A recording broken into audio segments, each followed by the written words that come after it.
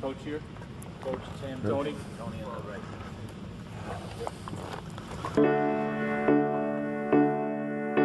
When I think about these guys and the teams that we've had, as soon as we drafted Timmy, that's where it started. The San Antonio Spurs win their first ever NBA championship. Remember the Alamo, and remember this moment. He walks up to me like, hey, Manu Ginobili, with the Spurs. Their third NBA World Championship. That's 3 days. That's 3. Woo! When you put it in perspective, you're like, man, life is good. The Spurs perhaps the new dynasty in sports.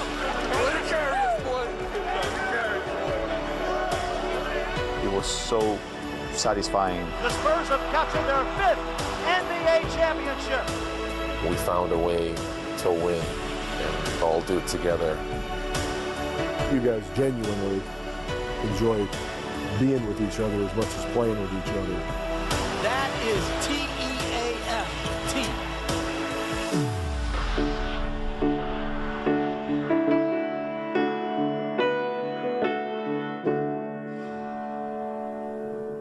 Keep pounding on that rock. Just pound it. It's supposed to be hard. It's the final. All right? Give them some adversity.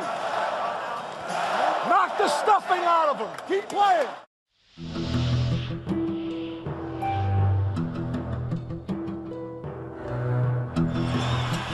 Three-point game, 19.4. So Miami needs a good three. They've got time to set it up.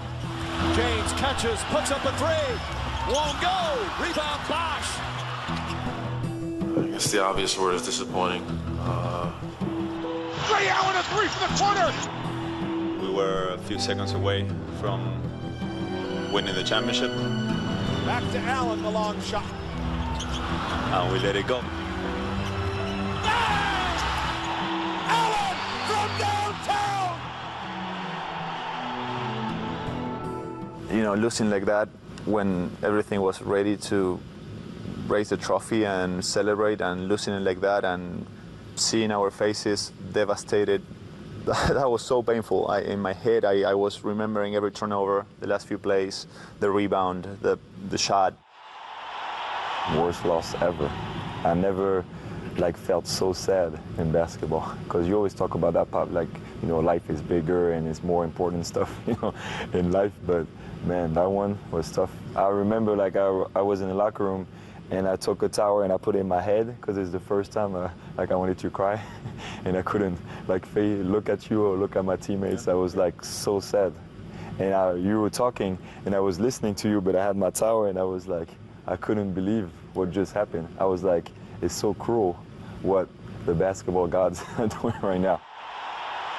There's just little plays in there that I just remember that I messed up on. I was just I can't believe that. And obviously, you always talk about it's a accumulation of a whole game. It's not just one play or another play, but to us, there were those plays that we did that we could have changed that situation. I remember going in the locker room and laying down on the floor. But I was like, yeah, we got to get up. We got to play one more. We can win this next one, blah, blah. And then we lose the next one. It's just all of it was just crushing. We let each other down. I wasn't feeling bad for myself because I struggled only, but I also felt bad because I disappointed him and because I disappointed you, and I really couldn't look at you in the face after that game. We all lived with it, thought about it every day. There wasn't one day would go by and we'd be at dinner or something and somebody would mention it. And I'd say, I almost went the whole day, and you have to bring that up. I was actually going to have a clear day today, and you brought it up again. So that day would be ruined.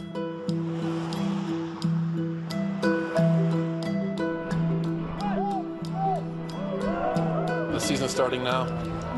You can't erase last year and what happened, or the thoughts of what happened last year, but to be back on the court with these guys and to see us starting another journey is great for us. It was tough. I remember training camp first day when you put the tape. See that. It was hard to watch. I almost wanted to go like this. I'm like, why, Pop, are you doing this? Yeah, that was the first day. Game 6 all over again. That was the big push at training camp. No, it's not the basketball gods. It was in our control, and we didn't get it done. And I've always been a believer that players react better to the truth. than blowing smoke at them or trying to manipulate them or tell them something so they'll do this or that. But if you tell them the truth and you really go after it, now that assumes one thing, that the people you're telling the truth to have the kind of character that you guys have, so you can deal with it and not blame other people or feel sorry for yourself or get angry, but face it and then know what are the steps I got to take now to take care of what I'm looking at right there and don't like, and what can we do better. With the first pick in the 1997 NBA draft, the San Antonio Spurs select Tim Duncan from Wake Forest University.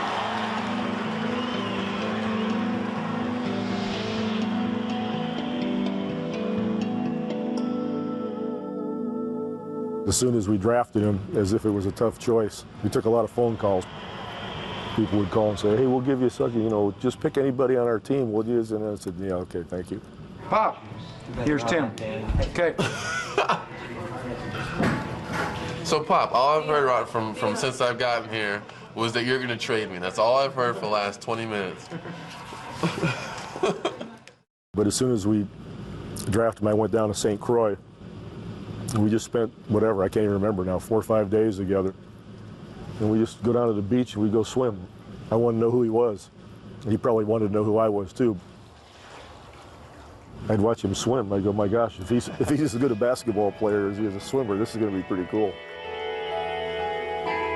TD, I was going to ask you, what were your expectations about yourself when you got selected? I didn't know what to expect in the NBA. I didn't know if I was going to be good or average or bad or what it was. Right after I get drafted, Poppy's like, there's summer camp. Do you want to go play? And I was like, hell yeah, I want to play. Of course, I want to get out there and get as much experience as possible. And I show up for that, and I sucked. Really? I was awful. In Summer League? Yeah, I was bad. I have an Ostertag story to prove it. I was bad. First of all, the #1 draft pick doesn't often go to the summer league. So I knew we had somebody with character. And one of the first times down the court, Timmy went to get a shot, and Ostertag sent it like in the 10th row.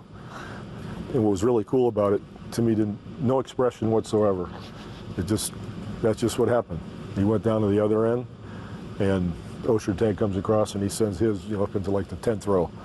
And didn't change his expression at all. You guys know how I love that. So I knew that we had somebody that was a hell of an athlete, that had character, that wasn't going to be beating his chest and doing all that silly stuff. Now he came to training camp, and David Robinson watched him play. And about the second practice, the whole offense changed. David was now in the dunker spot, and Timmy was on the block catching the ball, and David never even said a word. It could be, his team now, and it's a great chance for him to do it. It's, training camp, it's time to come in here and really establish yourself.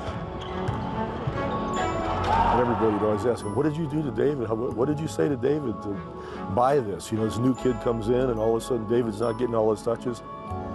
And I just told the truth. Nothing. Never said a word to David. And Timmy just grew and grew from there. The San Antonio Spurs win their first ever NBA championship. Tony, when you got here, did you know right away that you could win? Or you were like, I don't know what's going on? I don't know anything, dude. Yes, I did. No, he did win. Yes, I did.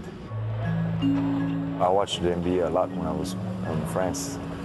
I wake up at 3 in the morning, and my little brother, his favorite player was David Robinson, because he didn't want to be a Bulls fan, because me and TJ, we were Bulls fans. So he was a Spurs fan, and he loved David. And David came to France, and we went to see him play. And he hugged me with my brother like this. We always watch the Spurs on TV because of him.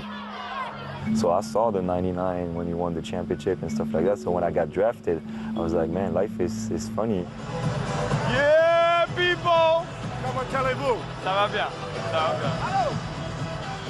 How long before we gave him the ball and said, you're the point guard? Oh, 5 games. 5 games. My rookie year. Oh, that's scary. I was scared. I was scared when you told me you starting because I knew TD was very close with Antonio Daniels. And I was like, man, Pop's doing this after 5 games. Timmy's going to hate me. He's never going to talk to me. He looked at me with a raised eyebrow like, are you serious? What are you doing? I was scared of how he was going to react. Like, I felt like I was ready and I was ready to take the challenge, but I was worried of how he was going to react. And I don't know if you remember that. Pop Ben was like, are you sure Timmy is okay with it? Like, I don't know if you remember that. I was like, you sure he gave the blessing? Because Timmy will be fine. Yeah. Timmy will be fine. He'll figure it out. He allows that kind of stuff to happen. I help you, you help me, you know? No? We got it. It don't work like that? We work the right way. We work together. You're the point guard. You do the setup. Could you tell he had something in him first season? Or not really? No, I mean, he was a little skinny kid. He was fast. He could score. I don't know if he could be a point guard. Timmy, right side. He was 19. I know, but Avery was our point guard, and Avery was a point guard. Yeah, a point guard. He controlled everything and told everybody where to go. I remember Pop when I first arrived. Never let the ball go. I want you to be like Avery Johnson. And me in my head, no disrespect to Avery, bro. It's like, I don't want to be Avery Johnson. I want to be better than Who's the other guy, though? John Stockton. Stockton. You showed me a paper and you said John Stockton, and you're here, and you're here, and we like to be in the Here's a true point guard over here. The other end of the scale, this is you, Tony. You're over here. Whatever you are now. Yeah, my goal is, I don't want to make you John Stockton, but I like to bring you here, which is the most difficult place to be, really. Find that happy middle. Nice pass, Tony Parker. Good job, Tony.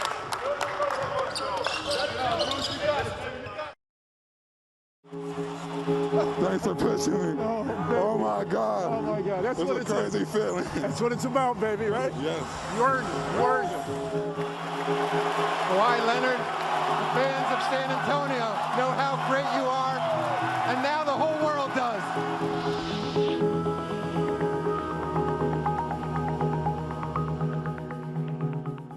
They get a kick out of him, I get a kick out of him, just because he's steady. And by steady, I mean he doesn't speak ever. All day, all practice, he just plays. And he's been so humble, you can see the emotion. Everybody loved him getting the MVP trophy.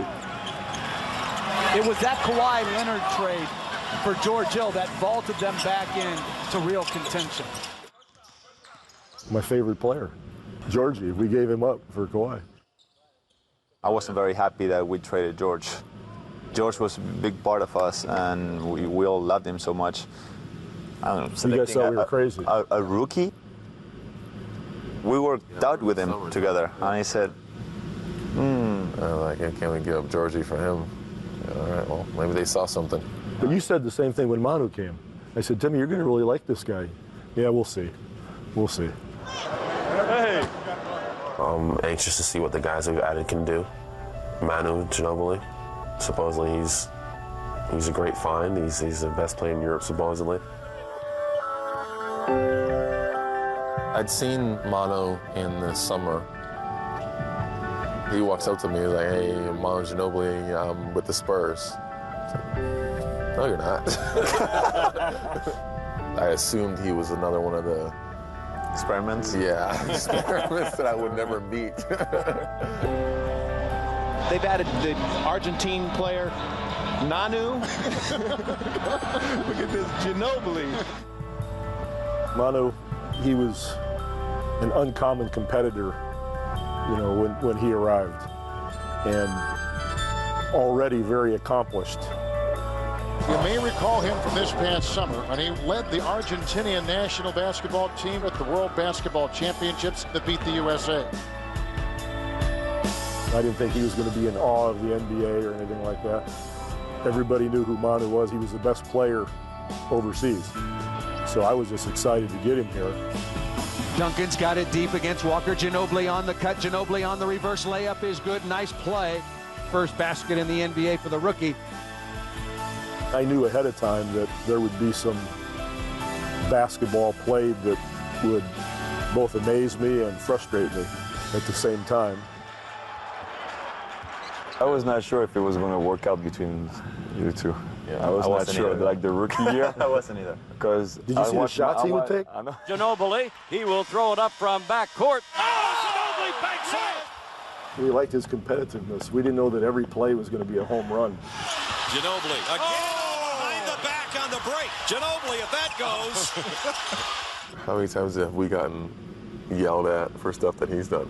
That he's done? Yeah, Oh, we're on the bench yeah, sitting there, and he does something. He comes down to us and yells at us for it. Did you see what he just did? I Go don't talk to him. Yeah. You guys go talk to him. I'm tired of talking to him. You guys go do it. He's your teammate. I can't do it all. I want to see if you can get as many shots up in the same minutes as he can. That's your goal. Okay. Yeah. I think he's got like 4 or 5 already. Remember, first year you were here, when we practiced, you'd have to play against Bruce a lot. And Bruce used to beat the absolute crap out of you. That's where I kind of started believing or started seeing that he had something, that he was as good as advertised, because Bruce would go at him and beat him up and try to slow him down, and he'd play through all of it. That's exactly He'd play right. through all of it. Not that I didn't understand it, but it frustrated me, like saying, what the hell, he's my teammate. Yeah. So he challenged me, and it was funny. It made me better. Beat the crap out of you. First play of the game. Tony, you're in charge. Right? Who's in charge? Who's in charge? Okay. You're in charge. Don't listen to Manu. In your case, there was no competitor. So you know who was your Bruce? Who was my Bruce? I was. Oh, You always went, Pop, you're on me. I was your Bruce. There was nobody for you to compete against. Tony, what are you doing? No, I didn't. I said the same group that was on the floor. Listening is important. It was brutal. I've never seen anyone yelled at as much as felt bad for you. I really did. It made me a better player, that's for sure. I sat behind you in the film room, just give you one of these every once in a while. You'll be all right, kid. Manu, what did you just tell him to do? And what did I tell the team we're in to start the quarter? That's your problem. We got yelled a lot. Those are those little discipline things that are going to win and lose us games. Everybody's got to know what we're in all the time. But, here and there, it was his turn too. TD, what are we in? On pick and roll, what are we in? We're in hedge, let's go. On the side, 2. If you see that and him just, taking it and not going back at him because he was the franchise player, I said, okay, if he takes it out, I can take it too. Imagine some new guy, and it's his first year in the program, and it's his first film session, or the first time out of the first game, and I'm saying, Timmy, you going to rebound tonight or what? You going to maybe get 1 rebound? What are we going to do here? And that young kid's wondering, oh my gosh, did he really say that to Tim Duncan? I got the easiest job in the NBA because you guys allow it to be said the way it should be said. Look at it. Hold up. That's too slow. Let's do it again. I don't see anybody sprinting. He makes your role very clear at every That's what I was point. saying. He defines everybody's role. He sticks them right in the slot, So and then you have to fight your way out of that role. Manu! Get back! You, as I said, he never got a mold for you. Just fought him the whole time. If Timmy turns and faces, you have to leave. Remember? If he's posting, you can stay or go corner. But if he turns and faces, you have to leave. Yeah, you did. You were tough. When you drove. But he's not going to double team. He's like. At some point in that first year or 2 years or third year or whatever it might have been, I said, why do you do that? Why? What are you? He goes, my mom, this is what I do. And from that day on, we pretty much let him do what he does. He wants to do it, we'll let him go. There's Ginobili. Around O'Neal. What a move by Manu Ginobili. So he taught me to be a little bit more patient, to widen my horizons, think out of the box a little bit more. And it was great. Keep shooting. Keep shooting it, follow through. Be brave, be aggressive. This couldn't be more happy for the guys, and especially for David, because he had just an awesome game to end his career, and that's pretty special. And there's some guys, though, that are uncoachable. You know, you just saw one of them right there. The guy, big guy, just walked by. He's uncoachable. He just wants to do whatever he wants to do on the court.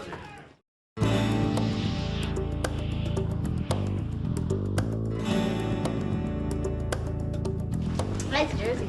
I know, my last jersey. It's all stained with champagne.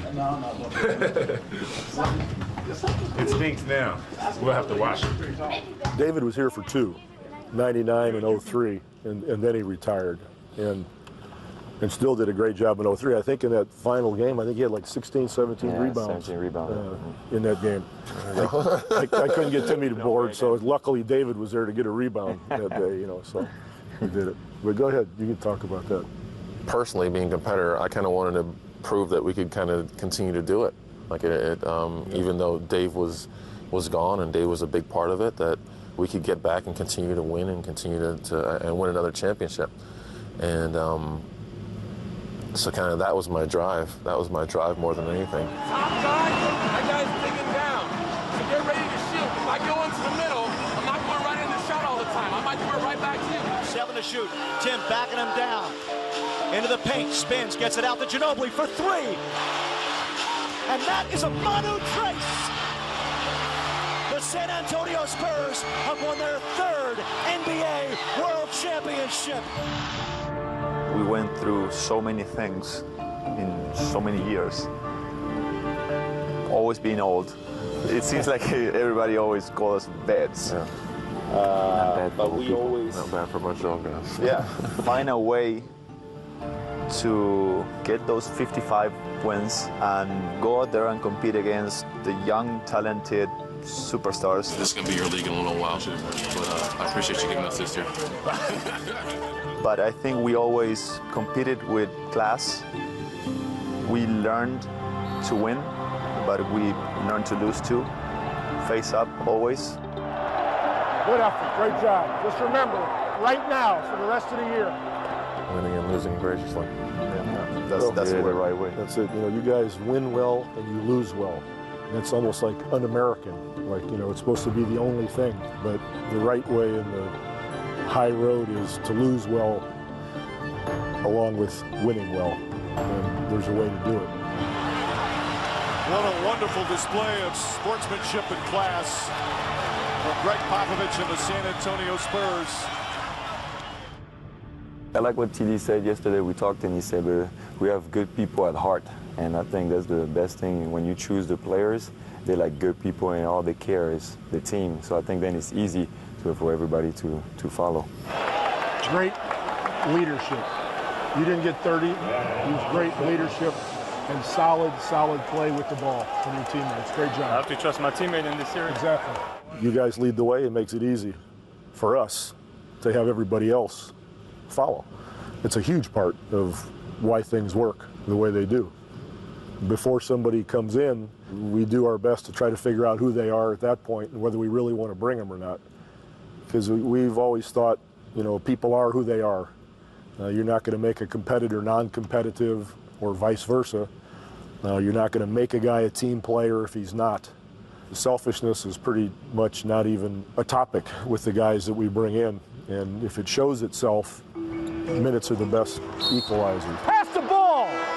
Excuse me? What do you mean he's supposed to be there? You got a double team out there and the guy's wide open right in front of you.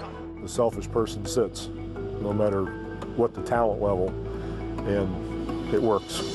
And you've always been willing to do that.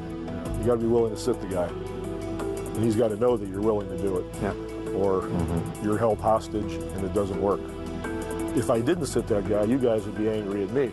Well, that's what I'm getting paid for. You know, you guys got to play. And if I didn't do the right thing in that sense, I would hear it, as I do from each of you guys now and then, for sure, in certain situations. So you can yell at him, you can say anything you want to him? Well, that's a big word to yell at him, you know, but I can say something and advise him, you know, and we try to stay on the same page and make sure we get it done. I start on the bench, so I get to see what was going on more.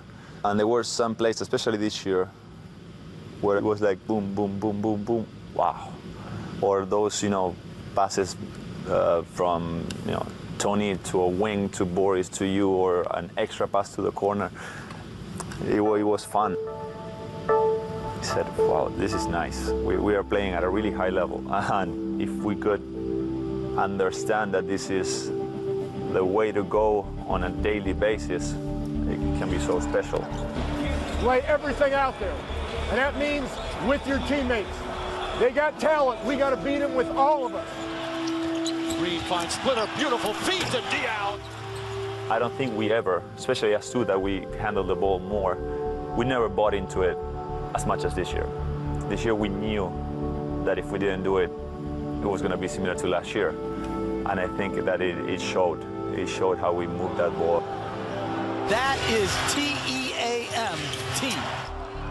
I never receive as many calls, messages, and saying how yeah. I think going through the year, when we sat down and we had other guys come in and play, and those guys getting the confidence of being on the floor, and us getting the confidence with playing with those guys, you trusted that they would make the right decision. But we do it by doing what we normally do. We have to do this together. Pop says it about you all the time. You're the ultimate competitor. You want to get it done, and you trust yourself above anybody else. So sometimes you take it upon yourself to get it done. Manu all the way in, left hand slam. We get to a situation like this where we got teammates where you trust that everybody's going to make the unselfish play and the right play. I think that's what translated into the end result. So many possessions with multiple passes. And everybody on their roster has scored. How much trust we put on everybody, and the fact that nobody played 30 minutes, that's it's a number, because it could have been 31. Yeah. the fact that it was 30 made it more popular. Yeah. But it's beyond that. The fact that everybody played, we got hurt, you missed 2 weeks, we kept winning. Missed. Missed. Did he go on vacation for 2 weeks? Yeah, well, sort of. We gave him a little rest. Pop said he was stressed out. Tony was bruised, stressed. and he had a tough couple of days. So he had boo-boos everywhere. His elbow hurt and his leg hurt. And, so. I think the French Open was going on there. The Cannes Film Festival. Good concentration, Tony. Keep following through. Everyone, don't let up. Rest of your life, everyone, follow through, follow through. Good concentration, Tony. Keep following through. Everyone, don't let up. Rest of your life, everyone, follow through, follow through. I would love to just play for as long as I can for Pop, because he is like a god, basically. You were so consistent this year. I'm trading Tim Duncan. We're trading Tim. Oh, really? Put that on there. Oh, you got to see He'll be traded by July 10th.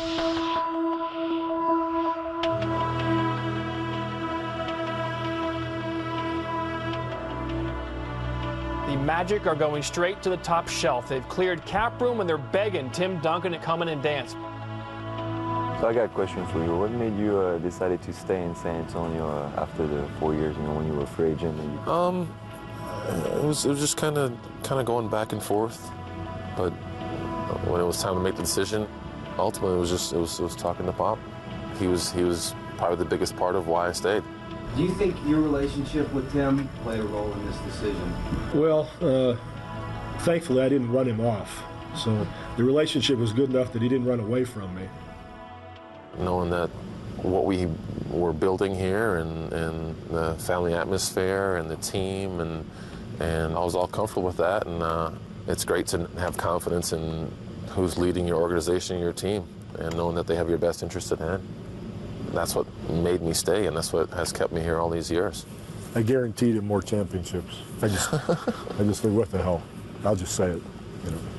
The wiring in your brain might accept this. If I just change the name of it, you won't know, and then you'll run it maybe. Okay. I still don't know it. One play, 7 years. I know it. It's only been 7 years. That's all right. The 2 times I was free agent, I never even considered it, because one time I visited other teams, but I didn't wait for the offer even. Your defense and Bruce down the stretch perimeter, unbelievable. You watch it already? Yeah. You watch it already? Me personally, those three. The main reasons why I stayed. Because we got good people, because we win, because we've got a great situation, and we got everybody focused on the same stuff. All those reasons. Timmy loves it. He's going to take the French passport, play with the French national team. Because State doesn't win no more, so he can come with us and have a better chance. I did it. But you guys generally, I mean, you genuinely enjoy being with each other as much as playing with each other, and you care about each other, and that's not always the case. You know, you have to enjoy being on that bus, being on that airplane, you know, going to the hotel, game after game. The people you're with are important, and you guys care about each other. Manu Ginobili, his first All-Star game. He's a rock star, so it's nothing different to him. Camera's always on him. He's got the hair. He's got the media coverage. Not wet today. Oh, it's not wet today. He hasn't wet it down yet, so he's not. Please turn the camera off. Please turn the camera off. It's always been something I wonder about. It's like at what price point does quality of life become more important than getting the extra $5 million? If you don't get that certain number, everybody else will look at you in a different way. And a lot of people have put themselves in that situation, and then they're miserable, you know, day after day after day, and lose and lose and lose. The cool part sometimes is hearing from ex-teammates that are like, "Oh, we miss what we had there," or we wish we never left, or wish we could come back, or I think that's a huge validation for us in our decisions to stay and for what we have and what's here. I think we all valued our relationship. We all understood our roles. We never wanted more. I didn't care about starting or playing 35 minutes, the same as you didn't care about, you know, scoring 25 and... You think you could play 35 minutes a game? None. I just wanted to make that clear. But maybe at 27, 28, yeah, exactly. I could have. Tim wanted to go back in the game. Look at Pop. No, denying him. And I always joke that I've wrecked all your career stats because I always take you guys out in the fourth quarter, so your stats are going to be worse than other stars in the league. If you play the whole quarter, it'll be 29 minutes. And that's true. I have wrecked your stats. I apologize. Yeah, but I'm fine. I didn't play for 3 days, Bob. I'm 29 years old. Get back out there. But what it does for the team is unbelievable, and I'm lucky that you guys allow that to happen. Because a lot of teams, the guys are not going to sit there and think, "What do you want? I'm going to play 28 minutes? Are you kidding me? I want to play 39." But I don't have that problem because of you guys. So, pretty special. It's a great effort. Great job.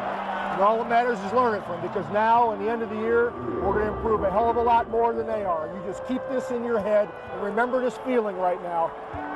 Don't lose it. Bob, he's been like a father figure to me.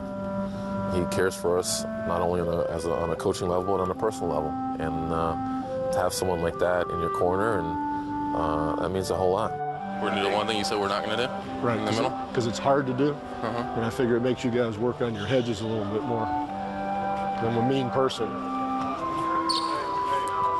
But I think contradictory. I don't know about me. We'll stick with it. We're blessed to have Pop, and I don't think any one of us take it for granted because we know it's special. Now we got a game tomorrow, so you guys are going to lighten up on the press a little bit, right? You can't talk to those guys 24 hours a day, Tony. I don't care if they're from Paris or not, right? All they want is a story. You want to win basketball games, so you can spend some time on the game and not all those people. Like you, Pop. I'm just trying to be nice with you, bro. You helped me becoming a better man on and off the court, and that's why I love being here, because you know you care about us, and it's not just about basketball. And it's very rare in our business to have somebody like that. You know, when I talk to all the other guys around the league and in Europe, it just doesn't exist. You got as much talent as Tony Parker and myself? Yeah. Do we still have to do all this stuff? Yeah. Because it's a team thing, right? Tony. Some of us are more gifted than others. No, but it's a team thing, isn't it? Now it's more like I feel like a daddy, to all these guys. And that's what makes what I do satisfying, because you can only get so much satisfaction out of the ball going through the hoop. There's got to be more, and because they are who they are and they let me get involved in their lives, it's a real joy for me because of that. Look what I was trying to do yesterday. You're being stubborn. You helped me though, 45 for 50. I helped you. Baloney. This is the game. This is the kid out there. Sometimes, yeah, we have to remind him we're up by 20. We have to remind him sometimes that that we won a couple games in a row. That our record is 52-10. 10. Give us a break. But I'm sorry that we lost. I apologize for doing that, but I think that's that passion, that fire that keeps us all driven. So we don't question it too much. And then I feel guilty after I get on. My wife will say, or I'll say, how did practice go? Or I heard this, or somebody said this. What did you do? And I said, well, I sort of got on something. What did you say to him? Did you apologize? That kind of stuff. Little dissension from the boys, but that's all right. We can handle a little dissension. Little dissension is good. Don't hit the coaches. Leave the coaches alone. Okay, here's the deal. I'm so proud of you guys for playing for 48 minutes every game throughout the entire playoff. I mean, you earned this. You deserve it. Really happy for you. But there's a couple things I got to say. Number one, we're going to practice some next week because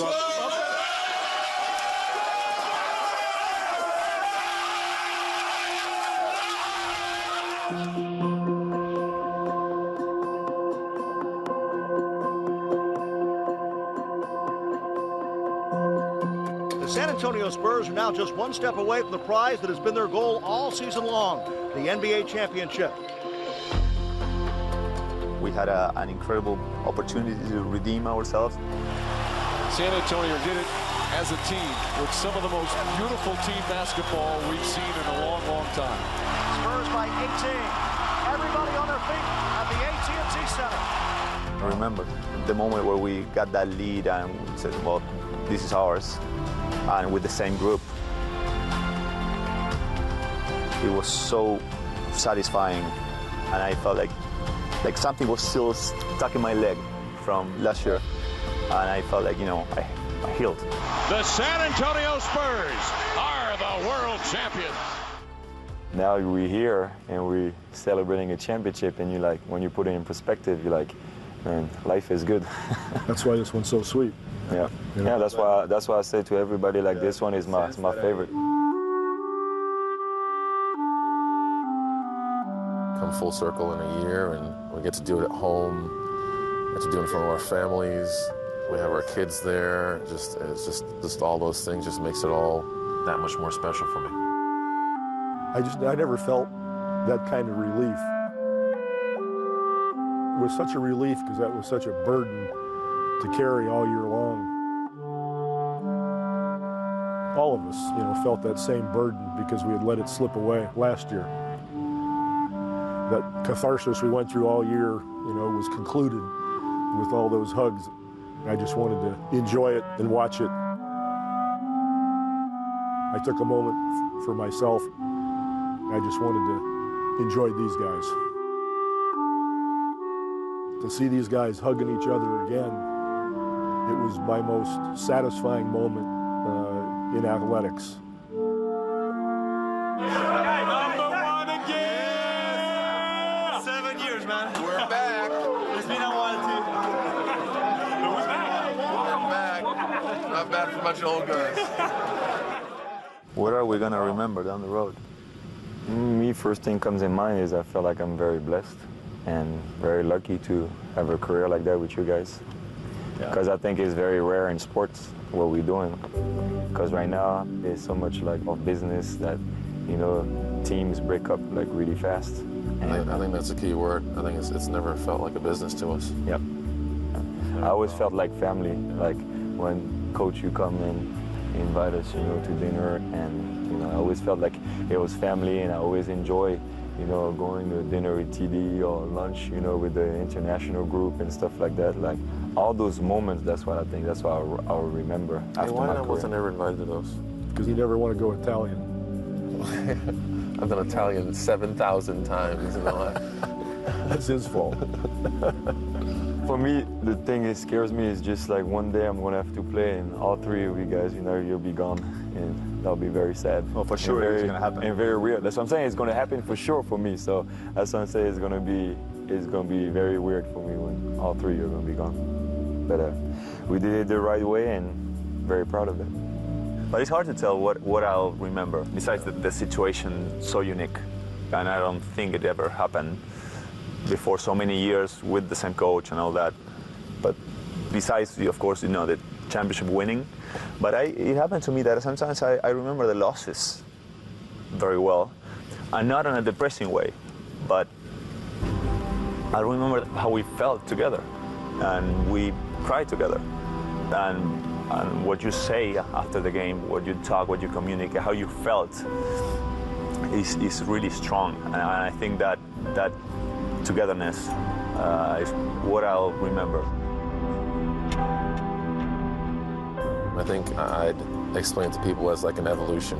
We all changed along the way, and we went through different periods where we were better than the other one, but no matter who was at their best or who was leading us, we found a way to still win and all do it together. Let it carry us, boy. Let it carry us, boy. When I sit back, which I'm able to do now since I've been here so long, and think about these guys and the teams that we've had, I think the memory that I'll enjoy the most is when they celebrate with each other after each championship. I've got a lot of pictures that I've framed at the house, and most of them involve a great photo of them making a play and celebrating with each other, because that joy is pure. There's nothing else like it. And I can still see them at the end of each championship, hugging each other, jumping up on each other, crying and laughing at the same time, so to speak. Those are the most vivid in my mind. I've never been more proud of a team, nor have I ever gotten as much satisfaction from a season in all the years I've been coaching. To see the fortitude you guys displayed and coming back from that horrific loss last year and getting yourselves back to that position and doing what you did in the finals. You're really to be honored for that, and I just can't tell you how much it means.